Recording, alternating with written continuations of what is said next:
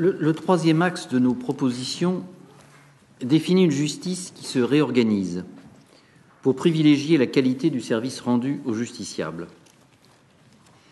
Alors, au regard des constats que nous avons faits sur l'organisation éclatée et parfois peu cohérente des juridictions, sur la demande de lisibilité formulée par les justiciables, sur la recherche de sens à donner aux missions judiciaires, sur le souhait de travailler au sein de juridictions de taille pertinente, sur l'objectif d'une organisation favorisant les partenariats et sur la prise en compte combinée des objectifs de proximité et de spécialisation, et prenant en compte les dispositions de la lettre de mission mentionnant que les sites doivent être maintenus et que les agents doivent bénéficier de garanties géographiques, le choix a été de proposer une juridiction unifiée, le tribunal de première instance.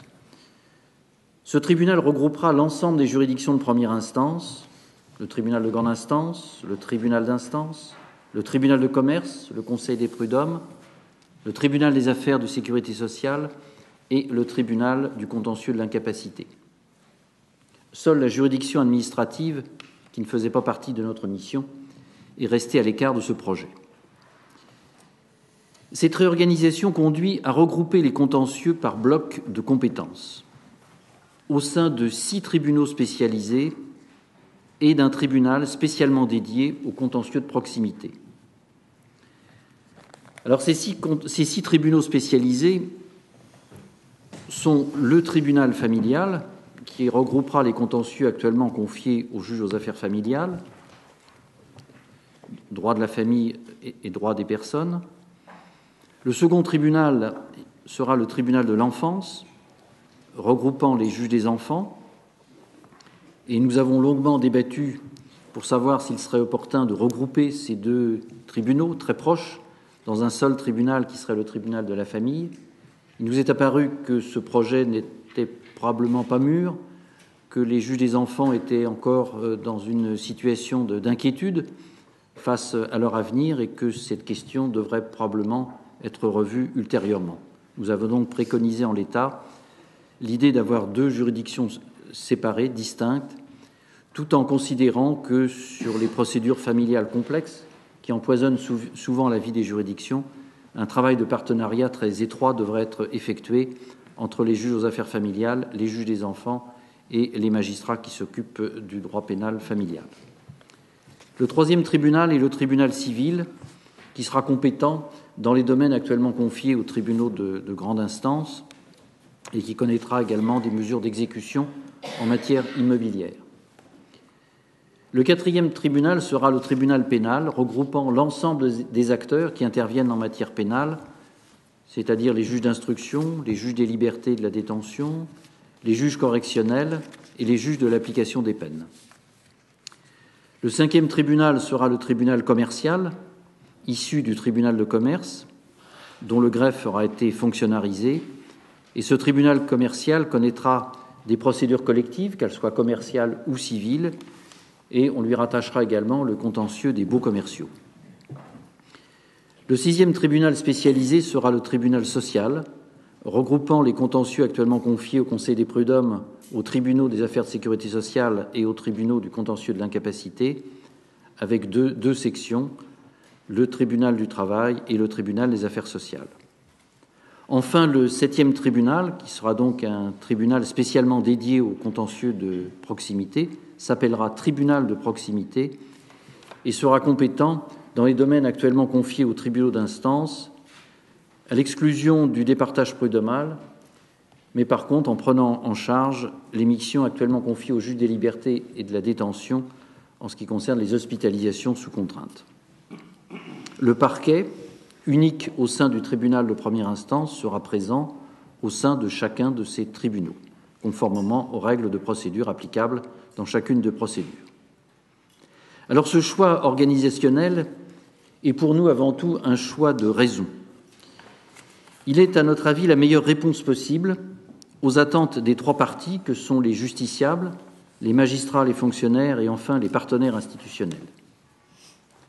Il est guidé par l'objectif d'améliorer la qualité de la justice Et à notre avis, la seule augmentation des moyens est insuffisante pour refonder une institution quelque peu exsangue, et cette augmentation des moyens ne répond pas à ces trois attentes. Le fondement de ce choix est triple. Le premier point concerne les blocs de compétences. Ces blocs de compétences vont définir le périmètre de chaque tribunal spécialisé. Ils permettront aux magistrats de travailler collectivement sur des problématiques identiques ou très proches. Ils leur permettront ensuite d'élaborer des politiques judiciaires cohérentes pour leurs partenaires. Par exemple, en matière familiale, on peut penser qu'il sera opportun d'unifier les conditions dans lesquelles l'audition de l'enfant est organisée dans les tribunaux. J'étais frappé en arrivant à la cour d'appel de Montpellier par le discours des bâtonniers qui sont venus me dire « mais il y a autant de pratiques qu'il y a de tribunal en ce qui concerne l'audition de l'enfant, quand il n'y a pas autant de pratiques que de juges.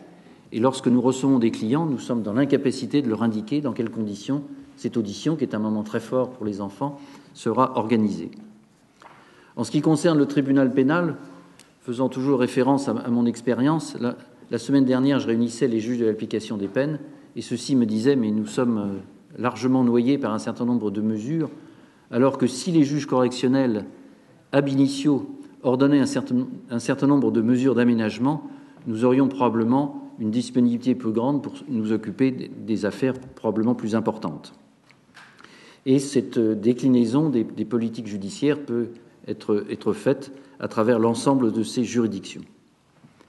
Alors, dans cette organisation, la jurisprudence de chaque tribunal spécialisé sera mieux connue des partenaires, notamment grâce au rapport d'activité, et elle servira de référence dans le règlement des litiges avant même une éventuelle phase judiciaire. Et j'étais très heureux de voir dans un article du Monde paru il y a 2 ou 3 jours l'explication sur l'organisation de la garde alternée qui nécessitait justement une connaissance de la part des partenaires. Les situations complexes que nous connaissons dans les juridictions et auxquelles nous sommes souvent en difficulté pour apporter une réponse positive pourront être abordées dans leur globalité et éviter des renvois parfois stériles d'un juge à l'autre ou d'une juridiction à l'autre, et c'est ce que nous rencontrons assez souvent dans les contentieux familiaux difficiles. Les justiciables s'adresseront à des services spécialisés par une entrée unique, un portail unique, le guichet universel de greffe. Le deuxième fondement de ce choix organisationnel part du fait que la qualité attendue résultera également de la taille pertinente des juridictions et de leurs principes d'organisation. Pour être efficace et adapté, un tribunal de première instance ou une cour d'appel doit avoir une taille ni trop importante, on sait que les risques de retard y sont considérables, ni trop modeste, certaines juridictions n'ayant pas les équipes de juges spécialisés suffisantes. Il faut à cet égard trouver une double pertinence. Une pertinence au regard de l'organisation des partenaires. Les juridictions doivent être en cohérence avec leurs principaux partenaires, qui sont souvent, le plus souvent, organisés dans un cadre départemental ou dans un cadre régional. Pensons à la police, à la gendarmerie, aux associations tutélaires, à l'aide sociale à l'enfance. La plupart de nos partenaires sont organisés dans ces cadres départementaux ou régionaux. Et donc, sauf quelques exceptions, nous préconisons que les tribunaux de première instance soient départementaux et les cours d'appel régionalisés, ce qui ne devrait pas remettre en cause les sites actuels.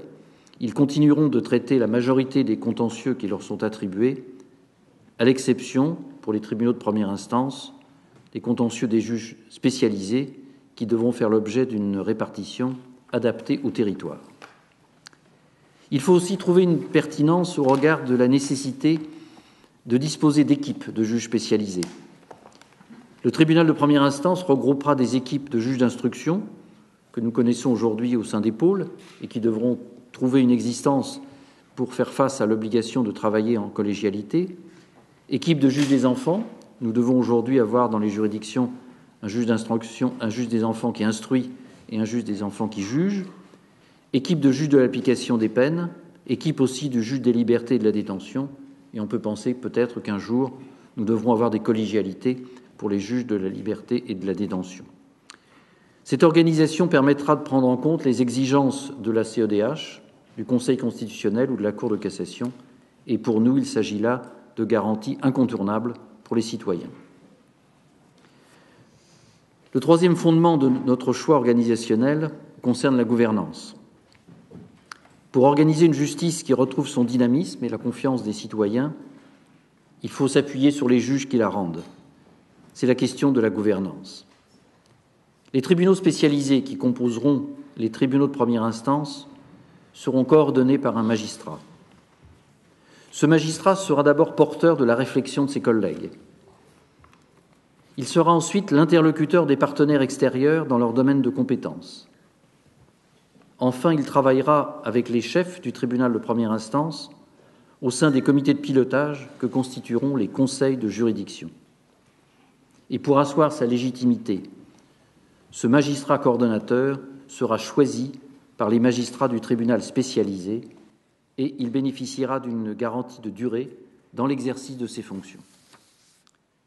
Ce dispositif ne se substitue pas aux commissions restreintes et aux assemblées générales, et nous avons préconisé que les pouvoirs de l'Assemblée générale des magistrats du siège soient notablement renforcés. Le moment important dans la vie des juridictions est le moment où le président présente le projet d'ordonnance de roulement, qui est l'occasion de savoir comment sera répartie la charge de travail entre les magistrats dans les services de la juridiction. Et nous estimons que ce projet d'ordonnance de roulement pourra être remis en cause par une majorité qualifiée des magistrats du siège, et le président devra alors présenter un nouveau projet, ce qui le conduira à mieux prendre en compte l'avis de ses collègues. De même, en ce qui concerne l'organisation du greffe, nous pensons que le directeur du greffe devra solliciter l'avis de ses chefs de service avant d'affecter un fonctionnaire au sein d'un tribunal spécialisé. Enfin, le dialogue social sera également renforcé par la mise en place de comités techniques régionaux ouverts à l'ensemble des organisations de magistrats et de fonctionnaires. Et nous pensons que c'est à travers une vie collective dynamisée que les magistrats et les fonctionnaires de justice retrouveront le sens de leur mission et la volonté de s'y investir. Cette organisation devra également être adaptée à la situation des cours d'appel. Nous avons actuellement 36 cours d'appel et souvent, leur ressort ne correspond pas à celui d'une région administrative. 28 départements métropolitains sont rattachés à une cour d'appel située hors de leur région administrative.